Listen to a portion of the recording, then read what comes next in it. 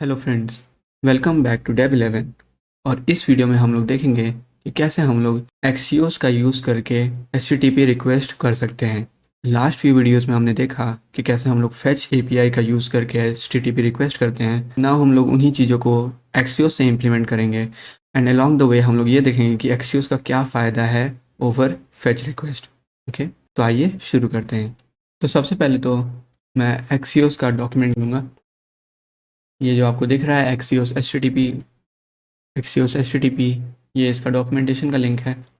अब जब यहाँ पे आएंगे तो आपको दिखेगा Axios is the promise based H T P client for node J S and the browser. Okay, और फिर आप यहाँ पे इसके बारे में और सारे डिटेल्स पढ़ सकते हैं, बट यहाँ पे जो इनके फीचर्स यहाँ पे लिखे हुए हैं ये ध्यान देने वाली बात है। तो ये तो नॉर्मल, ये चीज़ तो फेच में भी सपोर्टेड है कि आप X M L H T P request कर सकते हैं, आप नोड जे एस से भी कर सकते हैं, प्रॉमिस एपीआई सपोर्ट करता है। बट ये सारी चीज़ें कुछ न्यू हैं एक्सियोस में, कुछ एक्स्ट्रा हैं जो कि फेच में नहीं है। तो आप लोग रिक्वेस्ट और रिस्पॉन्स को इंटरसेप्ट कर सकते हैं।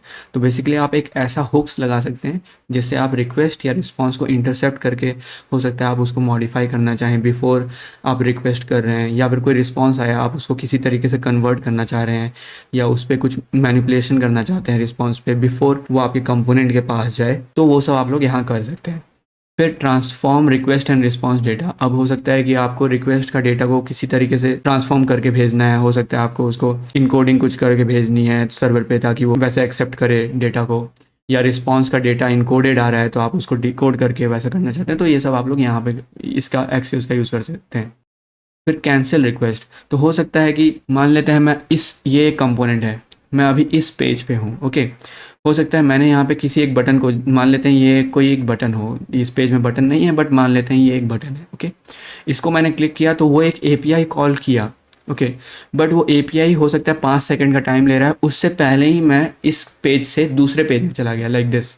ओके, मैं दूसरे पेज में चला गया, तो क्या करते हैं हम लोग एक्सियोस का यूज़ करके उस रिक्वेस्ट को कैंसिल कर सकते हैं ताकि वो फालतू में सर्वर से डेटा लेके वापस आए और फिर वो जावास्क्रिप्ट का लॉजिक रन करे, वो सब का ज़रूरत नहीं है। हम लोग उस रिक्वेस्ट को वहीं पे कैंसिल कर सकते हैं। अगर कंपोनेंट अनमाउंट हो गया या निकल गया व्यू में से तो हम लोग उसको कैंसिल कर सकते हैं। फिर जैसे हमने वहाँ पे देखा था कि जेसन का डेटा जब हम लोग फेच में भेज रहे थे तो हम लोग को स्ट्रिंगिफाई करना पड़ रहा था, राइट।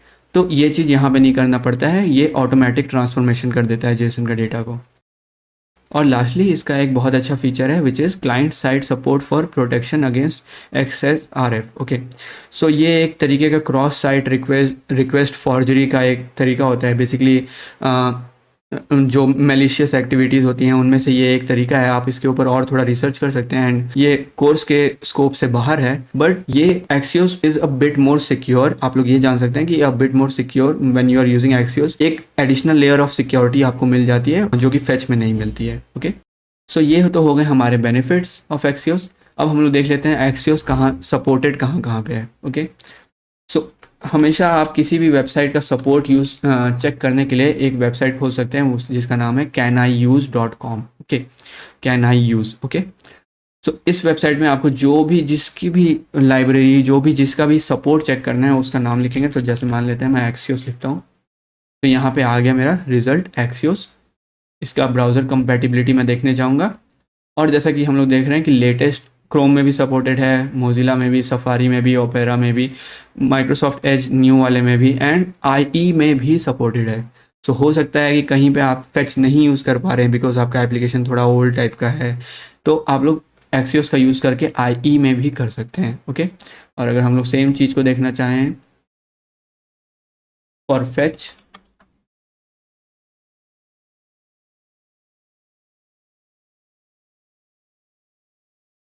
राइट, तो यहाँ पे जैसा कि हम लोग लास्ट वीडियो में हमने देखा था कि आई में इसका कोई सपोर्ट नहीं है, ये जो हम लोग देख पा रहे हैं, राइट। सो यही डिफरेंस है हमारा एक्सियोस और फेच के बीच में। अब हम लोग इसका इम्प्लीमेंटेशन की तरफ बढ़ेंगे, और जो हमने कोड लिखा था पिछले 2 वीडियोस में फेच का यूज़ करके गेट एंड पोस्ट का, उसको हम लोग कन्वर्ट करेंगे इनटू एक्सियोस का सिंटैक्स। ओके, तो आइए शुरू करते हैं। So welcome back to last 2 videos में जो हमने एप्लीकेशन बनाया था, and we are greeted with ये क्यूट सा डॉग का फोटो। सो आप लोग जैसा कि यहाँ पे देख रहे हैं कि हमारे पास फेच का इम्प्लीमेंटेशन अभी यहाँ पे लिखा हुआ है, हम लोग इसको कन्वर्ट करेंगे एक्सियोस के इम्प्लीमेंटेशन में। तो आइए शुरू करते हैं। तो सबसे पहले उसको करने के लिए तो हमें एक्सियोस को इंस्टॉल करना होगा। मैं एक न्यू टैब खोलूँगा, npm i लिखेंगे और ये हमारा इंस्टॉल हो गया। इसे बंद कर देंगे। एक बार package.json में जाके वेरीफाई कर लेते हैं और जैसे कि हमें दिख रहा है यहाँ पे हमारा एक्सियोस इंस्टॉल्ड है। ओके, अब हम लोग एक्सियोस का इम्प्लीमेंटेशन स्टार्ट करते हैं। तो सबसे पहले तो मैं एक्सियोस को इंपोर्ट कर लूँगा। हमें बस यहाँ पे एक्सियोस ऐसे लिख देना होगा और जैसा कि मैंने बोला ये खुद से ट्रांसफॉर्मेशन कर लेता है जेसन का, तो हमें इसका कोई ज़रूरत नहीं है। इसको अभी के लिए कमेंट आउट करते हैं और हम लोग एक बार देखते हैं कि हमें रिस्पॉन्स में क्या मिल रहा है। कूल। सो मैं यहाँ F12 दबाता हूँ, हम लोग रिफ्रेश करेंगे। बुप्स, कुछ एरर आ रहा है।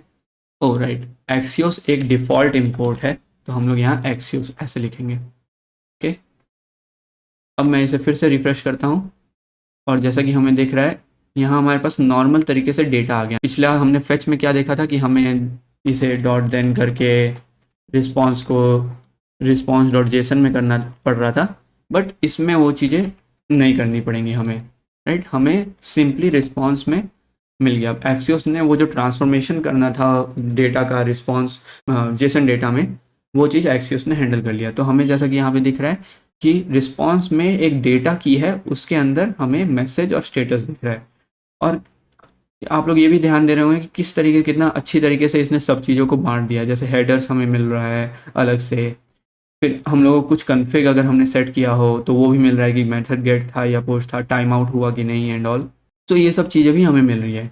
बट अभी के लिए हम लोग रेस्ट डॉट डेटा पे फोकस करेंगे। तो इसको हम लोग यहाँ पे हम लोग लिख देंगे rest dot data dot message और इसे सेव करेंगे। और जैसे कि आप लोग देख रहे हैं फिर से हमारा एप्लीकेशन में गेट रिक्वेस्ट काम करने लग गया। ओके, अब ये तो हो गया एक तरीके का सिंटैक्स जहाँ पे आपने पहला पैरामीटर जो था वो जस्ट यूआरएल दे दिया एंड एक्सियोस समझ गया कि पहला पैरामीटर जस्ट यूआरएल है, तो ये एक गेट रिक्वेस्ट है। ओके, अब दूसरे तरीके का सिंटैक्स कुछ ऐसा है।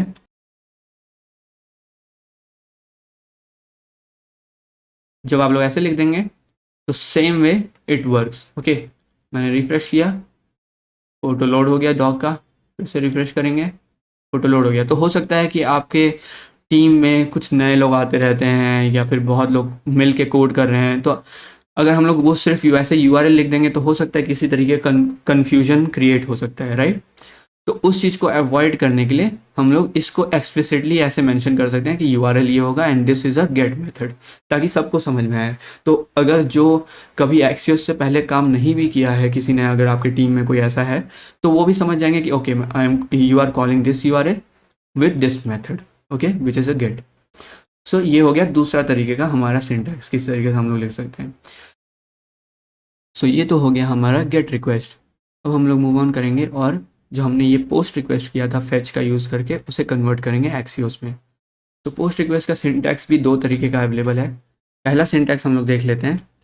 तो आपको लिखना होगा एक्सियोस डॉट पोस्ट। ओके, पहला आपने जो ये यूआरएल दिया हुआ है ये यूआरएल सही है। दूसरा सिंपली हमें दूसरा पैरामीटर बस जो हमें डेटा सबमिट करना था वो पास कर देंगे। Okay, and that's it for this. मैं इस अलर्ट को थोड़ी देर के लिए बंद करूँगा और हम लोग देखेंगे कि हमें रिस्पॉन्स क्या मिल रहा है वापस। सो एक और बार हम लोग सिंटैक्स समझ लेते हैं। तो हमने एक्सियोस लिखा, एक्सियोस को डॉट पोस्ट करके बताया कि ये एक पोस्ट रिक्वेस्ट होगा। पहला पैरामीटर हमने वो जो यूआरएल है जहाँ पे पोस्ट रिक्वेस्ट हमें करना है वो पास कर दिया and second parameter is the data that we want to send. Okay, जो हमें डेटा भेजना था उसे हमने डाल दिया। इसे सेव करेंगे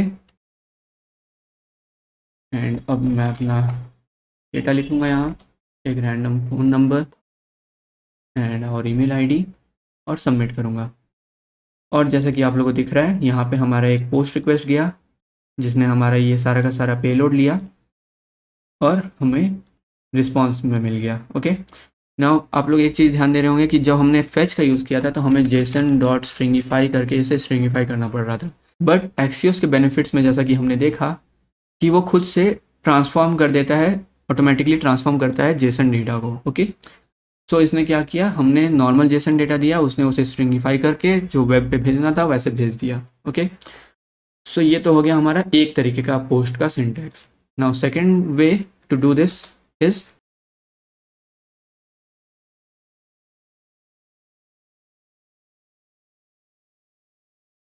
और ये सेकंड पैरामीटर का तो हमें ज़रूरत नहीं है। इसे सेव कर देंगे, रिफ्रेश, फिर से सबमिट करेंगे और जैसे कि आपको दिख रहा है कि हमने फिर से पोस्ट रिक्वेस्ट किया, हमें 201 response which is like created, इसका मतलब होता है 201 का, एंड हमें ईमेल, नेम एंड फ़ोन मिल गया। ओके, जो हमने भेजा था सेम तरीके से फिर हमें रिस्पॉन्स में एक आईडी मिल गई। ओके, जो हमने लास्ट वीडियो में देखा था।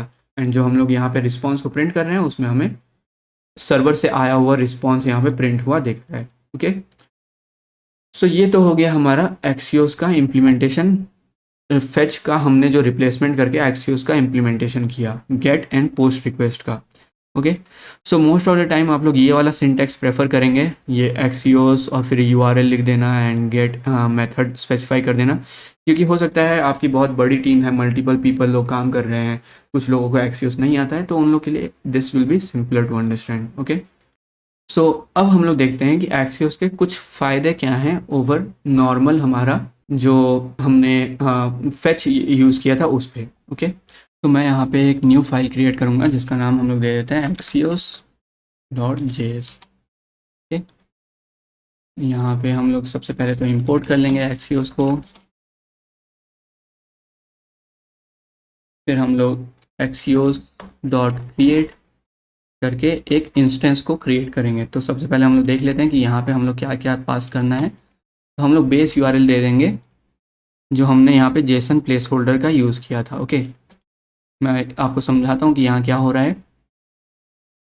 हम लोग यहाँ पे और भी बहुत कुछ दे सकते हैं, जैसे कि ये टाइम आउट दे सकते हैं कि हाँ अगर 1000 मिली सेकेंड या 1 सेकेंड में अगर रिस्पॉन्स कंप्लीट नहीं हुआ तो टाइम आउट कर देने के लिए। ओके, और फिर हम लोग हेडर्स भी पास कर सकते हैं, अगर कोई कॉमन हेडर्स हैं जो हम लोग हर जगह पास करना है तो वो हम लोग यहाँ स्पेसिफाई कर सकते हैं। ओके, सो ये हो गया हमारा हेडर पास कर दिया हमने। अब इसे हमें दूसरे फाइल में यूज़ करना है, तो हमें इसको हम लोग एक्सपोर्ट डिफ़ॉल्ट कर देते हैं जो इंस्टेंस हम क्रिएट कर रहे हैं। ओके, अब मैं इसको एक्सियोस का जो यहाँ इंपोर्ट है उसको चेंज करके डॉट स्लैश कर दूंगा और हम लोग अब जानते हैं कि ये इस फाइल वाले एक्सियोस को उठा रहा है। ओके, जो सेम डायरेक्टरी में ये वाले फाइल का जो हमने इंस्टेंस क्रिएट किया उसको उठा रहा है। तो अगर मैं इसे सेव कर देता हूँ, नाउ हमने टाइम आउट थोड़ा कम सेव कर दिया, तो जैसा कि आप लोग देख रहे हैं हमारा ये जो रैंडम रिक्वेस्ट है ये टाइम आउट हो गया। ओके, क्योंकि ये बहुत जल्दी हमारा फेल हो गया।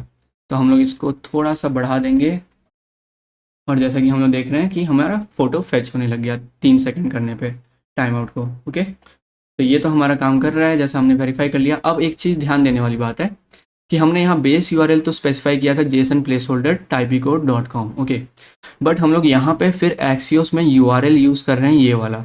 तो होता क्या है कि अगर आपने बेस यूआरएल सेट किया है ये, ओके, और फिर आप लोग यूआरएल में स्पेसिफाई कर रहे हैं कि हाँ हमारा ये यूआरएल है, लाइक कोई और यूआरएल है, तो वो क्या करेगा उसको ओवरराइड कर देता है। ओके, जो इंस्टेंस से हमारे पास आया यूआरएल उसको हम लोग यहाँ पे ओवरराइड कर दे रहे हैं। ओके, तो इस फर्स्ट केस के लिए तो ये यूज़फुल है क्योंकि हम लोग एक अलग ही सर्वर को कॉल कर रहे हैं जिसका नाम है doc.ceo, हम लोग उसको कॉल कर रहे थे इसलिए।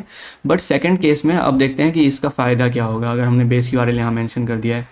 तो हम लोग सिंपली यहाँ पे लिख देंगे पोस्ट। ओके, इसे सेव करेंगे,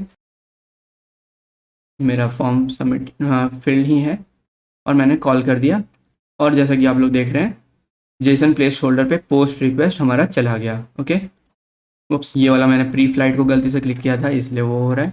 बट यहाँ पे हम लोग जैसे देखेंगे हमारा पोस्ट रिक्वेस्ट गया, हमने ये जो पेलोड भेजा था वो गया एंड हमारे पास जो डेटा है वो भी आ गया। ओके, सारा का सारा। तो जैसा कि हम लोग देख पा रहे हैं इसका क्या फ़ायदा है कि अगर हमने कुछ यहाँ पे बेस यूआरएल ऐसा स्पेसिफाई कर दिया और ये एपीआई का हम लोग हो सकता है मल्टीपल जगह यूज़ कर रहे हैं, हम लोग कभी हो सकता है कि पोस्ट रिक्वेस्ट कर रहे हैं, मतलब पोस्ट यूआरएल पे रिक्वेस्ट कर रहे हैं, कभी हो सकता है कि हम लोग उसको किसी यूज़र्स यूआरएल पे रिक्वेस्ट कर रहे हों एंड ऑल, तो हम लोग को बार बार वो मेंशन नहीं करना पड़ेगा, हमें यूआरएल को बार बार मेंशन नहीं करना पड़ेगा पूरा यूआरएल को। ओके, ये एक बेस कॉन्फ़िगरेशन हमने सेट कर दिया और फिर हम लोग उसके ऑन टॉप ऑफ इट हम लोग उसको कॉल कर रहे हैं। ओके, सो ये एक फ़ायदा हुआ हमारा एक्सियोस यूज़ करने का कि हमें पूरे तरीके से यूआरएल को बार बार मेंशन नहीं करना पड़ेगा। और एट द सेम टाइम अगर हम लोग चाहते हैं तो हम लोग उस यूआरएल को ओवरराइड कर सकते हैं by giving a full URL. Okay, तो ये हमारा एक फ़ायदा हुआ। नाउ अब हम लोग मूव ऑन करेंगे सेकंड फ़ायदा जो है हमारा है एक्सियोस का यूज़ करने का, जिसको हम लोग बोलते हैं इंटरसेप्टर्स। ओके, सो देखते हैं उसका इम्प्लीमेंटेशन कैसे करना है। तो इंटरसेप्टर का यूज़ करने के लिए हमें सबसे पहले तो इस इंस्टेंस को जो हम लोग डायरेक्टली एक्सपोर्ट डिफ़ॉल्ट कर रहे हैं उसकी जगह पे हम लोग लिख देते हैं इंस्टेंस इक्वल टू, राइट। अब हम लोग क्या कर सकते हैं, एंड हमें यहाँ पे पूरी की पूरी कॉन्फ़िग मिल जाती है। ओके, ये तो हो गया हमारा रिक्वेस्ट के लिए। एंड सेकंड हम लोग इंटरसेप्टर क्रिएट कर लेते हैं रिस्पॉन्स के लिए। ओके, सो अब हम लोग यहाँ पे क्या करेंगे कि जो हमारे पास कॉन्फ़िग है एक बार उसको प्रिंट कराएंगे और देखते हैं कि हमें क्या क्या मिल रहा है इन दोनों चीज़ों में। सो इसे ले लूँगा मैं, सेम इसे भी ले लूँगा, यहाँ पे भी प्रिंट करा लेंगे एंड देखते हैं। उप्स, हम लोग एक्सपोर्ट करना भूल गए, सो और मैंने एक्सपोर्ट कर दिया एंड दैट्स इट। अब इसे मैं हटा दूँगा, फिर से हम लोग सबमिट करेंगे। Okay, oh sorry. सो हमें कभी भी ये ध्यान देना है कि कभी भी हमें जब हम लोग इंटरसेप्टर लगा रहे हैं तो जो कॉन्फ़िग हमें मिला है उसे हम रिटर्न करेंगे वापस से, वरना वो रिक्वेस्ट आगे बढ़ेगा ही नहीं। ओके, सो हमें इसे रिटर्न भी करना है, तो मैं इसे लेके दोनों जगह पे डाल दूंगा। एंड यहाँ पे इसको हम लोग रिस्पॉन्स के केस में हमें यहाँ पे रिस्पॉन्स कॉन्फ़िग नहीं बोलते हैं उसे, हमें रिस्पॉन्स ऑब्जेक्ट मिलता है, तो इसको हम लोग चेंज कर देंगे रिस्पॉन्स में। ओके, सेव कर दिया हमने, क्लियर क्लियर सब कुछ क्लियर, सबमिट। और जैसे कि हम लोग देख रहे हैं यहाँ पे हमें जो भी हमने यहाँ पे 12th नंबर लाइन, यहाँ पे जैसा कि आप लोग देख रहे हैं एक्सियोस डेज 12। ओके, सो 12th नंबर लाइन में हमें क्या क्या मिल रहा है। सो बेसिकली हमें पूरा का पूरा कॉन्फ़िग मिल गया। ओके, कॉन्फ़िग के अंदर क्या क्या है, बेस यूआरएल जो हमने यहाँ पे सेट किया था ये मिल गया हमें। डेटा में जैसा कि आप लोग देख रहे हैं स्ट्रिंगिफाइड डेटा यहाँ पे से हमारा आ रहा है, ये जो हमने डेटा यहाँ पे सेंड किया है पोस्ट रिक्वेस्ट के केस में, डेटा टू सबमिट। ओके, वो हमें स्ट्रिंगिफाइड फॉर्म में यहाँ पे आ रहा है। ओके, फिर हमने जो हेडर्स दिया हुआ है कंटेंट टाइप वाला, वो हेडर यहाँ से हम लोग भेज रहे हैं एंड ऑल। तो अब आप लोग यहाँ पे, और हमने जो टाइम आउट मेंशन किया है वो भी है, और मेथड जो हमने मेंशन किया है। तो अब आप लोग यहाँ पे कुछ एक्स्ट्रा चीज़ें इस पे सेट कर सकते हो। तो हो सकता है कि आप चाहते हो कि कॉन्फ़िग पे हम लोग जो हम डेटा भेज रहे हैं, जैसे सिंस ये स्ट्रिंगिफाइड डेटा है तो हमें इसे कन्वर्ट करना होगा, तो पहले क्या करेंगे, हम लोग डेटा ले लेंगे जेसन डॉट पार्स, हम लोग इसको पार्स करेंगे। और हो सकता है कि मैं डेटा में एक और प्रॉपर्टी ऐड करना चाहता हूँ यहाँ पे, जिसका नाम है एड्रेस, रैंडम एड्रेस कर दूंगा। एंड देन फिर से हम लोग करेंगे कि config dot data equal to JSON dot stringify data. Cool, तो ये हो गया हमारा। अब फिर से हम लोग इस चीज़ को कॉल करते हैं और देखते हैं क्या डेटा हम लोग पास कर रहे हैं। उप्स, सो एक चीज़ जो मैंने बोला था कि एक्सियोस हमारा डेटा को जब हम लोग एक्सेस कर रहे होते हैं तो वो उसको चेंज कर देता है, मतलब वो जेसन का ट्रांसफॉर्मेशन खुद से हैंडलिंग करता है। ओके, सो इसलिए हम लोग को यहाँ पे जेसन डॉट पार्स लगाने का ज़रूरत नहीं है। ओके, हम लोग सिंपली डेटा को लेंगे, डेटा पे जो हमने एक न्यू की लगा देंगे एड्रेस, और फिर हम लोग उसको वापस से सेट कर दे रहे हैं इन द डेटा। ओके, अगर मैं इसे सबमिट करूँ तो जैसा कि हमें दिख रहा है कि हमने जो यहाँ से 3 डेटा भेजा था, नेम, ईमेल और फ़ोन, उसमें हमें एक न्यू डेटा ऐड हो गया जिसका नाम है एड्रेस। ओके, जो हमने यहाँ पे लिखा था। तो ऐसा कुछ आप लोग इंटरसेप्टर, रिक्वेस्ट इंटरसेप्टर से ऐसा कुछ आप लोग कर सकते हैं। यहाँ पे आप लोग हेडर्स सेट कर सकते हैं, यहाँ पे कुछ एक्स्ट्रा चीज़ें सेट कर सकते हैं, जैसे ऑथेंटिकेशन, ये सब सेट कर सकते हैं एंड ऑल। अब देखते हैं रिस्पॉन्स इंटरसेप्टर में हम लोग क्या कर सकते हैं। ओके, हम लोग ये नहीं चाहते कि पूरा का पूरा वहाँ हेडर्स एंड ऑल मिले कंपोनेंट में, तो हम लोग सिंपली ये कर सकते हैं कि रिस्पॉन्स डॉट डेटा को रिटर्न कर देंगे। सबमिट किया हमने, और जैसे कि आप लोग देख रहे हैं कि जब कंपोनेंट में यहाँ पे हमारे पास एक्सेस हो रहा था, ये जो हम कंसोल लॉग कर रहे थे, तो हमें रिस्पॉन्स डॉट डेटा में नहीं, हमें डायरेक्टली ये डेटा मिल गया इस तरीके से। ओके, तो हो सकता है आपके कंपोनेंट को हेडर क्या आ रहा है एंड ऑल उससे कोई मतलब नहीं है, तो आप लोग जस्ट रिस्पॉन्स डॉट डेटा को पास कर सकते हैं, इसमें कुछ एक्स्ट्रा चीज़ें ऐड कर सकते हैं जैसे कि हम लोग वहाँ देख रहे थे, राइट। सो ये सारी चीज़ें आप लोग इंटरसेप्टर का यूज़ कर सकते हैं। तो इंटरसेप्टर का यूज़ क्या है, basically you can intercept request before they are sent and response before they are handled. Okay, so ये हो गया हमारा एक और एक्सियोस का फ़ायदा over fetch. Okay, so video record करने के बाद मैंने नोटिस किया कि थोड़ी सी करेक्शन है हमें यहाँ पे जो करनी है। तो यहाँ पे हमें पहला तो करना होगा कि अगर कॉन्फ़िग में मेथड हमारा पोस्ट रिक्वेस्ट है, फर्स्ट तभी हम लोग ये चीज़ करेंगे, राइट। हम लोग डेटा फेच करने एक्सेस करने की कोशिश करेंगे एंड देन हम लोग एड्रेस सेट करेंगे एंड देन हम लोग वापस से कॉन्फ़िग में सेट कर देंगे। अगर गेट रिक्वेस्ट है तो इट्स फाइन। इससे क्या हो रहा था बेसिकली, जो ये हमने गेट रिक्वेस्ट किया था एक्सियोस का ये doc.co में, तो उसमें ये कॉन्फ़िग से डेटा को उठाने की कोशिश कर रहा था जो कि अनडिफाइंड था, तो इसलिए ये बार बार ये वाला एरर आ रहा था, हमें दिख रहा है। ओके, सो ये चीज़ पहला फिक्स हो गया। दूसरा, हमने रिस्पॉन्स इंटरसेप्टर में क्या किया था कि हमने रिस्पॉन्स डॉट डेटा रिटर्न कर रहे थे, राइट। तो अब हमें यहाँ कंपोनेंट में आके ये फिक्स करना होगा कि हमें यहाँ रेस डॉट डेटा नहीं लिखना होगा, हमें बस यहाँ रिस्पॉन्स डॉट मैसेज में मिल जाएगा। ओके, तो इसे भी सेव कर लेंगे एंड ऐप को मैं फुल तरीके से रिफ्रेश करूँगा एंड हमारा इमेज भी फेच हो रहा है, कोई एरर भी नहीं आ रहा है। और अगर हम लोग कुछ डेटा सबमिट करते हैं तो हमारा वो भी सक्सेसफुली सबमिट हो रहा है, जैसा कि आप लोग देख रहे हैं, राइट। हमारे पास रिस्पॉन्स आ रहा है और हम लोग यहाँ भी देख सकते हैं। सो ये एक छोटा सा करेक्शन है। सो ये था हमारा HTTP इन रिएक्ट का इम्प्लीमेंटेशन यूजिंग एक्सियोस। आप लोग पोर्ट और डिलीट रिक्वेस्ट का इम्प्लीमेंटेशन खुद से करेंगे। So for now this is all there is to Axios. हम लोग इसका फर्दर इम्प्लीमेंटेशन देखेंगे जब हम एक प्रोजेक्ट बिल्ड करेंगे उसमें। Till then I will see you in the next one. Thank you.